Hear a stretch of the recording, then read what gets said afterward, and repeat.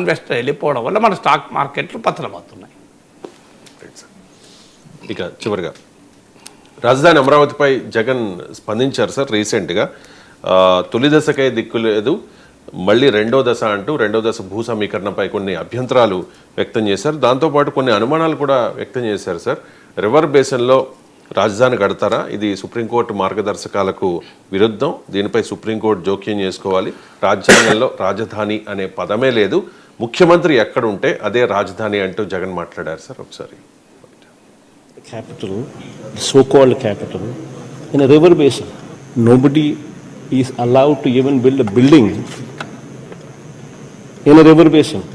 I do not know where the fuse and the plug is, but one should seriously consider this aspect is the most important aspect. See, Vijayawada is here, Guntur is here, Amaravati is here, 40 kilometers from Vijayawada, 40 kilometers from Guntur. You said you wanted 50,000 acres and you need 2 crores per acre to lay these roads, give electricity, give in water, connect them with sewerage system. And to provide for this, according to your own DPR, you said it requires 2 crores per acre. Now for 50,000 acres, at the rate of 2 crores per acre, according to your own DPR, it costs 1 lakh crores. Now this 1 lakh crores, God knows when it's going to come, God knows how it's going to come.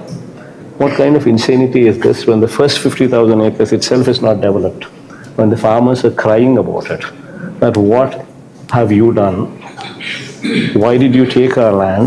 We are left with nothing now, and there is no development also because of 1 lakh crores that is required to lay the roads, to lay the drainage, to lay the current. Jagan అభ్యంతరాలపై విమర్శలపై మంత్రి నారాయణ కూడా స్పందించారు. ఒకసారి నుంచి 40 కిలోమీటర్లు చెప్పారు. ఇప్పుడు వచ్చేసింది western bypass road 3 కిలోమీటర్లు అవతలకి యువతలకి, విజయవాడ అవతలకి యువతలకి 3 కిలోమీటర్లు. ఇంకొక ఐకానిక్ బ్రిడ్జ్ వస్తుంది.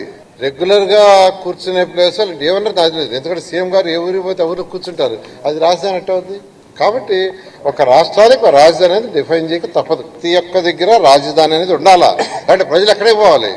ఈరోజు సీఎం గారు శ్రీకాకుళంలో కూర్చుంటే ఈరోజు రాజధాని అదే, రేపు వచ్చి ఇంకో దగ్గర కూర్చుంటే రాజధాని అదే. రాజధాని అంటూ ప్రజలకు చెప్పాలి. విజయవాడ జగన్ వ్యాఖ్యల మీద చంద్రబాబు నాయుడు కూడా ముఖ్యమంత్రి స్పందించారు. కూడా చూశారు. ఎవరైనా సరే బుద్ధి జ్ఞానం ఉండే వ్యక్తులు మాట్లాడతారు నాకు తెలియదు. ముఖ్యమంత్రి ఎక్కడుంటే అక్కడే క్యాపిటల్ అంట. మొన్నటి వరకు 3 ముక్కలాట ఆడారు, అంటే 3 రాజధానులు అన్నారు. ప్రపంచంలో ఎక్కడా లేవన్నాం, కానీ వినలేదు. ప్రజలు గుణపాఠం చెప్పారు, ఎన్నో ఇబ్బందులు పెట్టారు. ఇప్పుడు మాట్లాడుతున్నాడు ఎక్కడ రాజ్యాంగంలో రాజధాని పేరు లేదంట. ముఖ్యమంత్రి ఎక్కడ కూర్చొని పనిచేసి బెంగళూరులో కూర్చుంటే ఇడుపుల బాయికి పోతే అదే రాజధాని. ఇప్పుడు అంటున్నాడు అది నది పక్కన వచ్చిందంట. రాజమండ్రి ఎక్కడుంది, విశాఖపట్నం ఎక్కడుంది, లండన్ ఎక్కడుంది, ఢిల్లీ ఎక్కడుంది, చెన్నై ఎక్కడుంది, అంటే బాంబే ఎక్కడుంది? కనీసం ఇలాంటి ఇంగిత జ్ఞానం లేని వాళ్ళు కూడా రాజకీయాలు చేస్తే వీళ్ళు ఏం మాట్లాడాలి? Right sir. ఒకవైపు ఏమో అమరావతి రాజధానికి చట్టబద్ధత కోసం చంద్రబాబు నాయుడు ప్రయత్నాలు చేస్తూ ఉన్నారు. మరోవైపు మాజీ ముఖ్యమంత్రి జగన్మోహన్ రెడ్డి కొన్ని అభ్యంతరాలు, అనుమానాలు వ్యక్తం చేస్తున్న పరిస్థితి. ఏంటి సార్ రాజధానికి మోక్షం ఎప్పుడు? అంటే మొదటిది జగన్ సెల్ఫ్ గోల్. ఇది అంటే అమరావతి పైన Jagan narrative versus Chandrababu narrative పెద్ద పొలిటికల్ డిబేట్ నడిచింది. దీని ఆధారంగానే ప్రజలు తీర్పిచ్చారని అనడం, కానీ ప్రజా తీర్పులు ఇది ముఖ్యమైన భాగం. సో ఈ అమరావతి నరేటివ్ చంద్రబాబు ముందు పెట్టాడు, ప్రపంచ రాజధాని కడతాను, గొప్ప రాజధాని కడతాను అని. జగన్మోహన్ రెడ్డి అసలు అమరావతి అవసరం లేదు, అమరావతి పైనే 1,00,000 కోట్లు ఖర్చు పెడితే రాష్ట్రంలోని ఇతర ప్రాంతాలు ఎలా డెవలప్ అవుతాయి, మేము 3 రాజధానులు తెస్తాం, లెజిస్లేటివ్ క్యాపిటల్ అమరావతిలో ఉంటుంది, జ్యుడిషియల్ క్యాపిటల్ కర్నూలులో ఉంటుంది, ఎగ్జిక్యూటివ్ క్యాపిటల్ వైజాగ్లో ఉంటుంది. సో అన్ని ప్రాంతాల సమగ్ర అభివృద్ధికి ఈ 3 రాజధానులే పరిష్కారం అని జగన్ చెప్పాడు. ప్రజాక్షేత్రానికి 2 పార్టీలు వెళ్ళాయి. అఫ్కోర్స్ నేను మళ్ళీ చెప్తున్నాను, అమరావతి అనే అంశం పైన ప్రజలు తీర్పు చెప్పారని నేనేం అనడం లేదు, కానీ అదొక ముఖ్యమైన భాగం. ప్రజా తీర్పు అనేక అంశాలపైన ఆధారపడి ఉంటుంది, ఇదొక ముఖ్యమైన భాగం. ప్రజలు నిర్ద్వందంగా జగన్ వాదనను తోసిపుచ్చారు. ఎంత నిర్ద్వందంగా తోసిపుచ్చారంటే జ్యుడిషియల్ క్యాపిటల్ ఉన్న రాయలసీమ అంటే మొదటి నుంచి జగన్కు అత్యంత బలమైన కేంద్రం. మీకు 2019 ఎలక్షన్లో గ్రేటర్ రాయలసీమలో మీకు వేళ్లతో లెక్క పెట్టచ్చు, అంతమంది మాత్రమే మీకు గెలిచారు. మీకు చంద్రబాబు నాయుడు, బాలకృష్ణ, కేశవ్ ఇట్లా లెక్కేస్తే ఒక 3-4 ఉన్నట్టు మొత్తం స్వీప్ చేసింది గ్రేటర్ రాయలసీమ వైసీపీ. అలాంటి రాయలసీమలో కూడా ఓడిపోయారు. ఆఖరికి రాయలసీమ గ్రాడ్యుయేట్ కాన్స్టిట్యున్సీలో ఓటుతో మొదలై అసెంబ్లీ ఎన్నికల్లో రాయలసీమలో కూడా ఓడిపోయారు. మీకు ఉత్తరాంధ్రలో రాజధాని తెచ్చి పెద్ద ఎత్తున డెవలప్ చేస్తామన్నారు. ఉత్తరాంధ్ర ప్రజలు తిరస్కరించారు. ఎలాగో అమరావతి కేంద్రంగా ఉన్న ప్రజలు తిరస్కరిస్తారు. అంటే ఈ యొక్క కంప్లీట్లీ ఫెయిల్డ్, అంటే యుద్ధ భూమిలో, ఎన్నికల యుద్ధ భూమిలో ఓడిపోవటానికి కీలకంగా దోహదం చేసిన అంశాన్ని మళ్ళీ జగన్ పట్టుకుంటున్నాడు. ఒక ప్రజలు రిజెక్ట్ చేసిన మోడల్ను మళ్ళీ ముందుకు తెస్తున్నాడు. దీని మించిన సెల్ఫ్ గోల్ ఇంకోటి ఉంటుందా? సో ఇది మొదటిది. రెండవది ల్యాక్ ఆఫ్ అండర్స్టాండింగ్, అవగాహన లేకపోవడం కూడా ఇందులో స్పష్టంగా కనబడుతోంది. ఉదాహరణకు రివర్ బేసిన్ అంటున్నాడు. అసలు రివర్ బేసిన్ నాకు తెలిసిన పరిమితమైన అవగాహన ప్రకారం రివర్ బెడ్ వేరు, రివర్ బేసిన్ వేరు. అంటే రివర్ బెడ్ అంటే నదీ ఒడ్డున, అంటే పూర్తిగా నదీ గర్భం అంటారే, నదీ గర్భం ఒడ్డున కూడా కాదు. రివర్ బెడ్, రివర్ షోర్, రివర్ బేసిన్. రివర్ బేసిన్ చాలా విశాలమైన ప్రాంతం. ఇప్పుడు హైదరాబాద్ కూడా గోదావరి రివర్ బేసిన్లో ఉంటుంది. సో హైదరాబాద్ గోదావరి నది పక్కన ఉన్నదా, ఒడ్డున వేరు, షోర్ అంటారు దాన్ని. మీకు బెడ్, రివర్ బెడ్ వేరు. రివర్ బెడ్ అంటే రివర్ మ్యాక్సిమం కోర్స్, అంటే రివర్కు భారీగా వరదలు వచ్చినప్పుడు కూడా ఎక్కడి వరకైతే రివర్ ఉంటుందో దాన్ని రివర్ బెడ్ అంటారు. అంటే ఆ రివర్ బెడ్లో మీకు పేదలకు భూములు కూడా అసైన్ చేస్తారు, పంటలు పండించుకుంటారు కూడా. కానీ వరదలు వచ్చినప్పుడు ఆ పొలాల్లో పంట ఉండదు, మిగతా టైంలో సారవంతమైన నేల కనుక పండించుకుంటుంటారు, దాన్ని రివర్ బెడ్ అంటారు. So coastal regulatory zone river బెడ్కు వర్తిస్తుంది, రివర్ బేసిన్కు వర్తిస్తుంది అనుకోను. ఈవెన్ రివర్ షోరుకు కూడా వర్తించదు. సో అందువల్ల రివర్ బెడ్లో రాజధాని కట్టడం లేదు అని మినిస్టర్ నారాయణ కూడా స్టేట్మెంట్ ఇచ్చారు. మేము రివర్, ఈవెన్ ఆ రివర్ బండ్ రోడ్డు కూడా మేము ఇప్పటి వరకు ఫైనల్ చేయలేదు, ఎందుకంటే ఇరిగేషన్ వాళ్ళతో చర్చిస్తున్నాం నదీ ప్రవాహం ఎక్కడి వరకు ఉంటుంది అని. రివర్ బెడ్లో నిర్మాణాలు చేయడం లేదు, రివర్ బండ్ కూడా అందుకే ఇంకా కట్టలేదు అని చెప్పారు. సో అందువల్ల జగన్ రివర్ బెడ్, రివర్ బేసిన్ల మధ్య కన్ఫ్యూజన్ చాలా క్లియర్గా కనబడుతోంది. అందుకే మీకు ఇప్పుడు చంద్రబాబు నాయుడు అటాక్ చేస్తానికి, టీడీపీ అటాక్ చేస్తానికి వీలు కల్పించాడు. రివర్ ఒడ్డున లేకపోతే నదులు ఎక్కడ ఉంటాయి, ఎడార్లలో ఉంటాయా నగరాలని? నగరాలు ఉండేదే రివర్ ఒడ్డున ఉంటాయి. మీకు మానవ నాగరికతే రివర్ నది ఒడ్డున ఉంటుంది.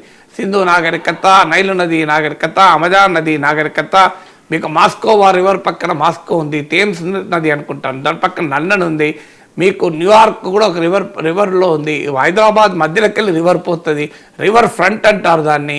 సౌత్ కొరియాలో రివర్ ఫ్రంట్ వెళ్ళి చూసొచ్చారు కూడా తెలంగాణ నాయకులు. మీకు గంగా నది తీరాన మీకు నగరాలు ఉంటాయి. అసలు ప్రపంచ నాగరికతే నదుల పక్కన ఉంటుంది, ఎందుకంటే water is key to survival of mankind కనుక. సో దానికి అందుకే నదీ పరివాహక నాగరికతలు వచ్చాయి. సో విచిత్రంగా నదుల ఒడ్డున్న నగరాలు ఏంటి అని అడిగితే దానికి ఏముంటుంది, నది వరద ముప్పులు ఉన్న ప్రాంతంలో కట్టారన్న లాజిక్ ఉంటుంది. దానికి కూడా ఆధునిక కాలంలో వరద ముప్పును తప్పించుకునేలా నగరాల నిర్మాణం ఎలా చేయాలి, సస్టైనబుల్ సిటీస్ ఎలా నిర్మించాలి, ఫ్లడ్ ప్రూఫ్ సిటీస్ ఎలా నిర్మించాలి, డిజాస్టర్ రెసిలియన్స్ సిటీస్ ఎలా నిర్మించాలి, చాలా సైన్స్ డెవలప్ అవుతుంది. అదైనా at least there is some logic. అంటే ఫ్లడ్ ప్రోన్ ఏరియాలో వరద ప్రాంతాన్ని ఎలా కడతారంటే అది ఫ్లడ్ ప్రోనా కాదా డిబేట్ నడుస్తుంది. కానీ రివర్ రివర్ను పక్కన కట్టద్దని, రివర్ పక్కన కట్టకపోతే ఎడాల కడతారా నగరాలు? సో అందువల్ల అక్కడ మీకు క్లియర్గా జగన్ తన అవగాహన రాహిత్యాన్ని ప్రదర్శించుకున్నారు. ఇంకొకటి ఏంటంటే ముఖ్యమంత్రి ఎక్కడ కూర్చుంటే అక్కడ రాదాలి. గతంలో కూడా ఇదే ఆర్గ్యుమెంట్ పెట్టారు. అది కూడా ప్రాపర్ అండర్స్టాండ్. కాన్స్టిట్యూషన్లో క్యాపిటల్ లేదు. కాన్స్టిట్యూషన్లో క్యాపిటల్ ఏంది? కాన్స్టిట్యూషన్ అన్నీ ఉంటాయా? కాన్స్టిట్యూషన్లో ప్రతి పదము చేర్చరు. కాన్స్టిట్యూషన్లో క్యాపిటల్ లేదు కనుక ముఖ్యమంత్రి ఎక్కడ కూర్చుని అక్కడ క్యాపిటల్ కాదు. Seat of government is capital. దానికి జగన్ అర్థం చేసుకుని సీట్ ఆఫ్ చీఫ్ మినిస్టర్ అనుకుంటున్నాడు. ఎందుకంటే జగన్మోహన్ రెడ్డి దృష్టిలో తానే ప్రభుత్వం, కానీ అది రాజ్యాంగ దృష్టిలో కాదు. ముఖ్యమంత్రే ప్రభుత్వము, ప్రభుత్వమే ముఖ్యమంత్రి. నేనేం చెప్తే అదే ప్రజాస్వామ్యం అని జగన్ అనుకుంటున్నాడు. చాలామంది రాజకీయ నాయకులు అలాగే అనుకుంటారు. వారు అనుకోవడం వేరు, పైకి చెప్పడం వేరు. ప్రభుత్వమే ముఖ్యమంత్రి కాదు. డెఫినెట్గా ముఖ్యమంత్రి ప్రభుత్వానికి నాయకుడు, బట్ ప్రభుత్వమే ముఖ్యమంత్రి కాదు. కానీ జగన్ ప్రభుత్వమే ముఖ్యమంత్రి, ముఖ్యమంత్రే ప్రభుత్వం అనుకొని seat of chief minister is seat of government అంటున్నాడు, సీట్ ఆఫ్ క్యాపిటల్ అంటున్నాడు. Capital is not seat of chief minister, is the seat of government. Seat of chief minister అంటే ఏముండదు, సీట్ ఆఫ్ గవర్నమెంటే seat of chief minister. Chief minister ఎక్కడికి వచ్చాడు, government ఉంటే CM ఉంటాడు, CM ఉంటే గవర్నమెంట్ ఉండదు. First is government. అందువల్ల ప్రభుత్వము ఎక్కడ ఉంటే అక్కడ రాజధాని అంటారు. ప్రభుత్వం కాదు, ముఖ్యమంత్రి ఎక్కడ ఉంటే అక్కడ రాజధాని అంటారు. అలా ఉండదు, ప్రభుత్వం ఉన్న చోట ముఖ్యమంత్రి ఉంటాడు. సో మీకు వంట మనిషి ఎక్కడుంటే అది వంటగది కాదు, వంటగదికి ఏర్పాట్లు ఎక్కడుంటే అక్కడ వంటగది అవుతుంది, అక్కడికి వంట మనిషి వెళ్తాడు. వంట మనిషి నేను ఎక్కడుంటే అదే కిచెన్ అవుతుంది అంటే అర్థం ఉందా? ఇప్పుడు రోడ్డు పైన వంట మనిషి నడుస్తుంటాడు, ఆ రోడ్డు కిచెన్ అవుతుందా? వంట మనిషి లాన్స్లో ఉంటాడు, కూర్చుంటాడు, ముందర రూమ్లో కూర్చుంటాడు, డ్రాయింగ్ రూమ్లో, అది వంట కిచెన్ అవుతుందా? వంట మనిషి నేను ఎక్కడుంటే అక్కడ కిచెన్ అవుతుంది అంటే దానికి ఏం లాజిక్ చెప్తాం? కిచెన్లో వంట మనిషి ఉండాలి, కానీ వంట మనిషి ఎక్కడుంటే అక్కడ కిచెన్ కాదు. సింపుల్ లెక్క కదా. ప్లేయర్ ఎక్కడుంటే అది గ్రౌండ్ కాదు, గ్రౌండ్ ఉన్న చోట ప్లేయర్ ఉంటాడు. ఇది కామన్ సెన్స్ కదా. ప్లేయర్ ఎక్కడుంటే అక్కడ గ్రౌండ్ అవుతుందా? నేను క్రికెట్ ప్లేయర్ సచిన్ టెండూల్కర్ అడవిలో ఉంటాడు, అది క్రికెట్ గ్రౌండ్ అవుతుందా? క్రికెట్ గ్రౌండ్ ఉన్న చోట సచిన్ టెండూల్కర్ ఉండాలి. ఇంకా మీకు డాక్టర్ ఉన్న చోట ఆసుపత్రి అనుకోవచ్చు, ఎందుకంటే డాక్టర్ దగ్గర ఎక్కడున్నా అక్కడ పేషెంట్ని చూడొచ్చు. కనీసం ఆసుపత్రి కాకపోయినా అట్లీస్ట్ ఓపీస్ అంటే అవుట్ పేషెంట్ విభాగం అవుతుంది. లాయర్ జడ్జి ఎక్కడ ఉంటే అక్కడ కనీసం న్యాయస్థానం అవుతుంది, ఎందుకంటే విచారణ జరపచ్చు, నిందితులు ప్రవేశపెట్టచ్చు. కానీ నేను ఎక్కడుంటే అదే గ్రౌండ్ అంటే ప్లేయర్ ఎక్కడుంటే అక్కడే గ్రౌండ్ అని అంటే అర్థం ఉంటుందా? కిచెన్ వంట మనిషి ఎక్కడుంటే అది కిచెన్ అవుతుందా? సింపుల్ కదా. So that is the fundamental difference. మీకు సీఎం ఎక్కడుంటే అక్కడ ప్రభుత్వం క్యాపిటల్ కాదు, క్యాపిటల్ ఉన్న చోట సీఎం ఉంటాడు. క్యాపిటల్ ఏంటి అంటే ప్రభుత్వం ఉన్న చోట క్యాపిటల్ అవుతుంది. అందువల్ల క్లియర్గా జగన్మోహన్ రెడ్డి అవగాహన రాహిత్యం ఇది రెండవది. మూడవది ఏంటి అంటే ప్రత్యర్థులకు ఆయుధాన్ని ఇవ్వడంలో రాజకీయ నాయకులు సెల్ఫ్ గోల్స్ అంటారు. అందుకే రాజకీయాల్లో హత్యలు ఉండవు, ఆత్మహత్యలు ఉంటాయంటారు కదా. సో ఇప్పటిదాకా తెలుగుదేశము కూటమి నరేటివ్ ఏంటి? జగన్ వస్తే భూతం, వాళ్ళ భాషలో చెప్పాలంటే భూతం, అమరావతి భవిష్యత్తు ఆగిపోతుంది అని. సో ఈ నరేటివ్కు కాస్త బలం చేకూర్చేలా జగన్ మాట్లాడుతున్నాడు. పోనీ ఇప్పుడు అమరావతి పైన ఇన్ని అబ్జెక్షన్ జగన్ రైజ్ చేస్తున్నాడు కదా.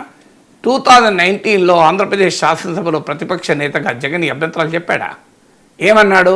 33,000 ఎకరాలు సరిపోవు, ఇంకెక్కువ భూములు కావాలి, అమరావతికి నేను సంపూర్ణంగా మద్దతు ఇస్తున్నాను అనడా లేదా? చూపండి మీరు. పోనీ 2024 అసెంబ్లీ ఎన్నికల సమయంలో వైఎస్ఆర్ కాంగ్రెస్ మేనిఫెస్టోలో ఎక్కడన్నా 2019 అప్పుడు ఎక్కడన్నా మేము అమరావతికి వ్యతిరేకము, 3 రాజధానులే మా విధానం అని జగన్ చెప్పాడా? ఇంకా పైగా చంద్రబాబు నాయుడు అప్పుడు క్వశ్చన్ చేసింది ఏంటి?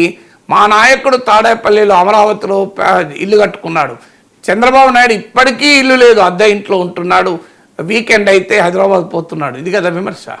మరి ఇప్పుడు వచ్చి మీరు అమరావతి ఒడ్డున నది దగ్గర కడతారా, అది అమరావతి అసలు కట్టడమే తప్పు అని వాదన పెడితే లాజిక్ ఉందా? మీరే అసెంబ్లీలో సమర్థించారు కదా, మీరే మేనిఫెస్టోలో చెప్పింది ఏంటి? అందువల్ల పొలిటికల్లీ కూడా ఇట్ ఈస్ అనైతికమైంది, రాజకీయంగా అనైతికమైంది. పైగా ప్రత్యర్థులకు బలమైన ఆయుధాలు ఇస్తున్నాడు. ఇంతకన్నా మించిన